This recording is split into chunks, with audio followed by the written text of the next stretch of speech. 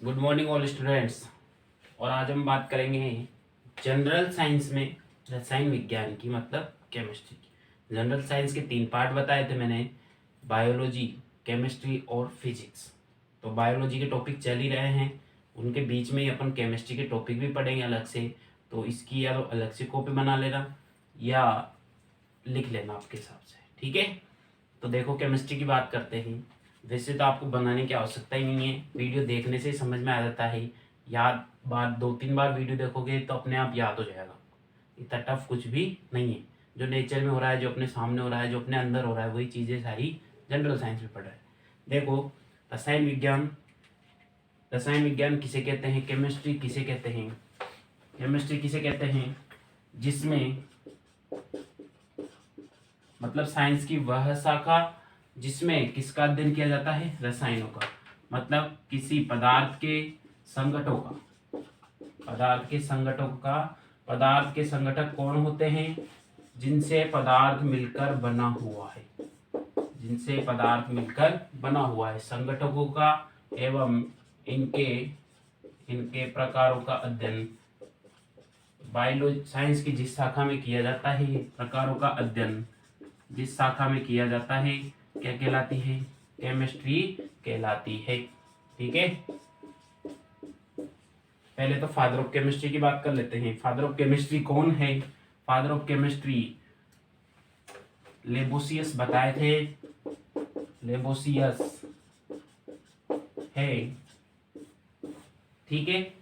अब देखो, संगठक क्या है, संगठक क्या है, मतलब पदार्थ, पदार्थ के संगठक, पदार्थ कितने प्रकार का होता है ये सभी को पता है।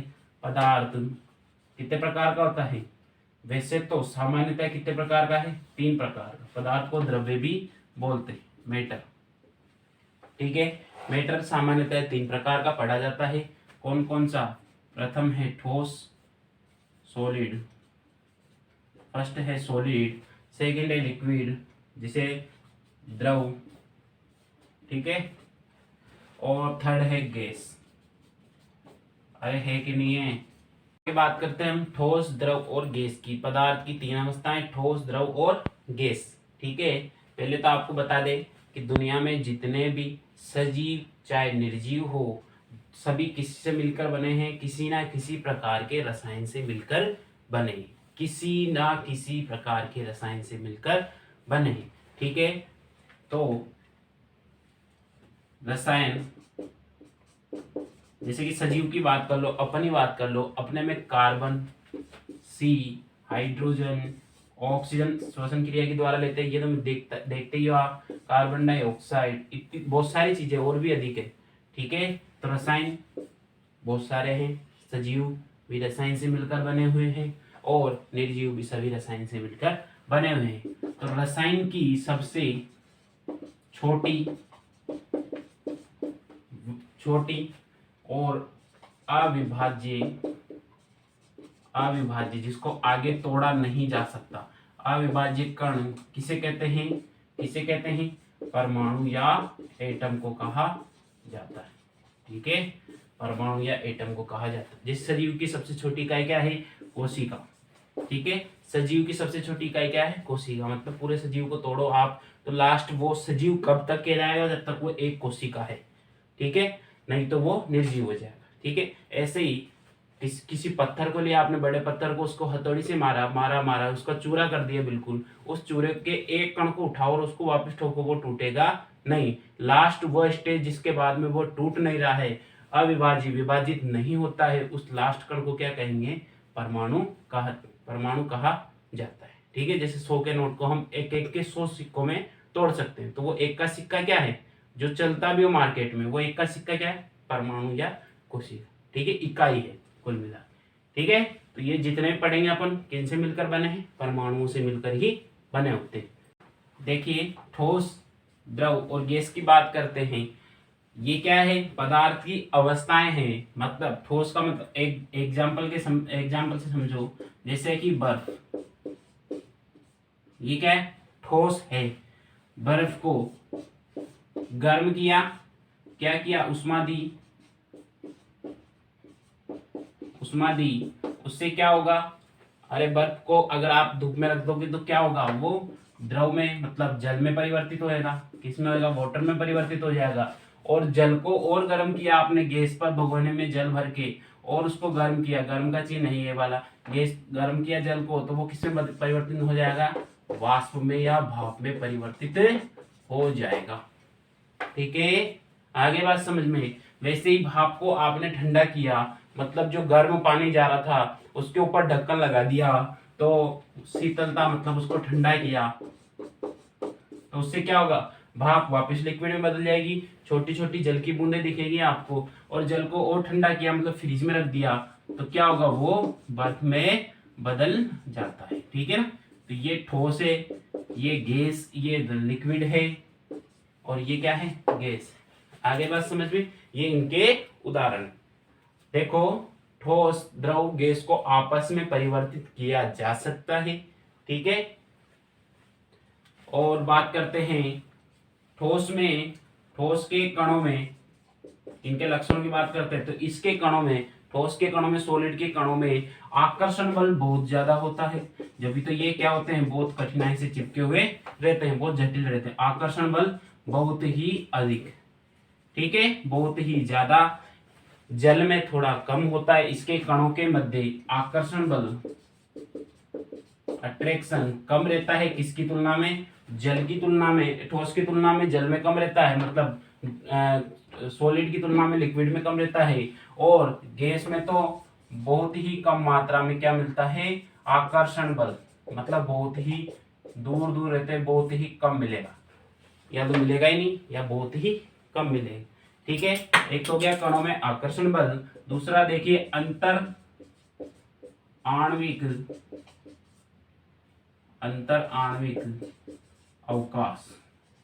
क्या होता है ये, देखिए जैसे ठोस है, बर्फ का कण है, बर्फ का कण बहुत सारे परमाणुओं से मिलकर बना हुआ है, बहुत सारे अणुओं से मिलकर बना हुआ है, जल के अणुओं से। तो देखिए ये वाला जल का अणु है H2O, H2O, H2O, H2O, H2O, H2O, बहुत सारे हैं। तो इनमें क्या है, दो दो कणों के मध्य जो अवकाश पाया जाता है वो बहुत ही कम पाया जाता है।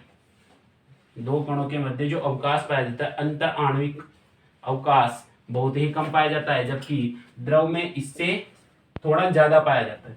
ठीक है ना, थोड़ा ज्यादा पाया जाता है, मतलब यहाँ पर इतना गैप रहेगा। और इसमें तो बहुत ही अधिक पाया जाता है, मतलब इसको तो नेगलेक्ट लिखेंगे, अवकाश बहुत ही अधिक, मैक्सिमम, यहाँ पे मिनिमम और यहाँ पर मैक्सिमम। ठीक है, मतलब एक कण यहाँ पे तो एक कण 10 मीटर 5 मीटर दूर। ठीक है ना, गैस जैसे कि अपन ने बर्फ की बात करी, ठीक है, तो उसमें कण बहुत पास पास होंगे, आकर्षण बल अधिक होगा, इसीलिए वो एक जगह पर इकट्ठा है। वहीं द्रव में थोड़ा सा कम होगा और आकर्षण बल भी ज्यादा नहीं होगा, किससे, ठोस से, पर गैस से तो ज्यादा होगा, इसलिए वो कम लिमिट तक है। पर गैस तो बहुत दूर दूर तक फैली हुई रहती है, क्योंकि आकर्षण बल उसके कणों में कम होता है। बात करते हैं अवस्था परिवर्तन की, अवस्था परिवर्तन की। जैसे कि बर्फ को लिया, बर्फ को लिक्विड में बदला, लिक्विड में बदला तो उसे क्या कहेंगे, लिक्विड भाप में बदला तो उसे क्या कहेंगे। ठीक है, तो देखो ठोस से बात करते हैं, ठोस का द्रव में बदलना क्या कहलाएगा, ठोस का द्रव में बदलना संगलन कहलाता है। क्या कहलाएगा, संगलन कहलाता है। और द्रव का वापस ठोस में बदलना, अरे जल, बर्फ का तो जल में बदलना तो क्या कहलाएगा, संगलन कहलाएगा। जबकि जल का वापस बर्फ में बदलना क्या कहलाएगा, जम गई, जमना, क्या कहलाएगा, जमना। ठीक है, द्रव का गैस में बदलना क्या कहलाएगा, भाप बन गई तो क्या कहलाएगा, वाष्पीकरण, वाष्पीकरण। जबकि द्रव गैस का वापस लिक्विड में बदलना क्या कहलाएगा, संघनन, क्या कहलाएगा, संघनन। ठीक है, ठोस, ठोस का डायरेक्ट गैस में बदलना, चाहे गैस का वापस सीधे ठोस में बदलना क्या कहलाता है, ऊर्ध्वपातन। ये बहुत अच्छी प्रक्रिया है जो बहुत ही कम कणों में देखने को मिलती है। क्या कहलाएगी, ऊर्ध्वपातन। देखो इनके उदाहरण बता दिए मैंने, बर्फ को जल में बदलो, जल को भाप में बदलो, भाप को जल में, जल को वापस ठोस में मतलब बर्फ में बदलो। पर इसका उदाहरण देखो आप, ऊर्ध्वपातन सीधे ठोस स्टेज से, ठोस अवस्था से सीधे किसमें बदलेगा, गैस में। ऐसे कौन से हैं, जैसे कि आपने देखी होगी कपूर। कपूर क्या है, ठोस है कि नहीं है, अरे ठोस है कि नहीं है, ठोस को सीधे जलाते वो लिक्विड में चेंज नहीं होती, मतलब उसका लिक्विड नहीं बनता कपूर का, डायरेक्ट गैस में बदल जाती, जल जाती, ठीक है। और एक है नौसादर, क्या है, नौसादर। इनका वर्गीकरण किनका, पदार्थों का, पदार्थ की प्रकृति क्या आधार पर वर्गीकरण।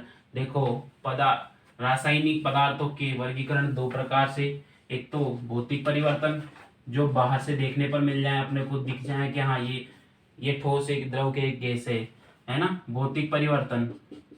और एक होएगा रासायनिक परिवर्तन जो आपको बाहर से देखने पर पता नहीं चल रहा है, रासायनिक परिवर्तन, केमिकल चेंजेस, ठीक है। भौतिक परिवर्तन आपने पढ़ ही लिया, कितने प्रकार के, 3 प्रकार के होंगे, कौन कौन से होंगे। अगर आपको कठोर दिखे तो ठोस बोल दोगे, लिक्विड जैसा दिखे तो द्रव बोल दोगे, और भाप जैसा दिखे तो गैस बोल दोगे, ठीक है। मगर रासायनिक परिवर्तन 2 प्रकार के होते हैं, कौन कौन से, एक तो परिवर्तन मतलब रासायनिक पदार्थ, ठीक है, रासायनिक पदार्थ,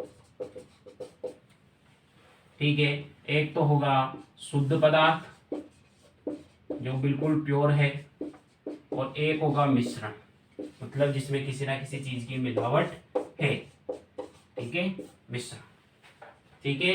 आगे देखो, शुद्ध पदार्थ को कितने भागों में बांटा गया है, 2 भागों में बांटा गया है, कौन कौन सा, इसमें फर्स्ट है तत्व और दूसरा है यौगिक, क्या है, कंपाउंड या यौगिक। अब देखिए तत्व भी 2 प्रकार के हो सकते हैं, एक तो धात्विक तत्व, ठीक है, मतलब एक तो धातु, और एक होंगे अधातु, थोड़े से उपधातु भी बीच में पाए जाते हैं, जिनमें धातु और अधातु के लक्षण हो, पर वो धातु और अधातु से मिलकर ही बना होगा, उसे उपधातु कहते हैं, ठीक है ना। मेन तो क्या होते हैं, धातु और अधातु, ठीक है। और यौगिक भी 2 प्रकार के, देखो पहले यौगिक जो कार्बनिक यौगिक कहलाते हैं, कार्बनिक यौगिक, कार्बनिक कंपाउंड, ऑर्गेनिक कंपाउंड, ठीक है ना।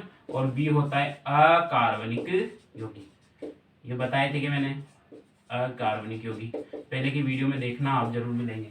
देखिए जैसे कि कार्बनिक यौगिक की बात करें अपन, C2H5OH, ठीक है, जो एल्कोहल सामान्यतः पी जाती है उसका फॉर्मूला है C2H5OH, एथेनॉल, ठीक है। तो क्या इसमें कार्बन है क्या, सी चीज है क्या, सी चीज से अगर कोई भी यौगिक सूत्र मिलकर बना होता है उसे कहते हैं कार्बनिक यौगिक। और अकार्बनिक यौगिक जिसमें कार्बन नहीं पाया जाता है, ठीक है, जैसे कि NH2CONH2, नहीं ये तो कार्बनिक यौगिक ही है, ठीक है। अकार्बनिक यौगिक की बात करें जैसे NaCl, ये क्या है, नमक, क्या है, नमक।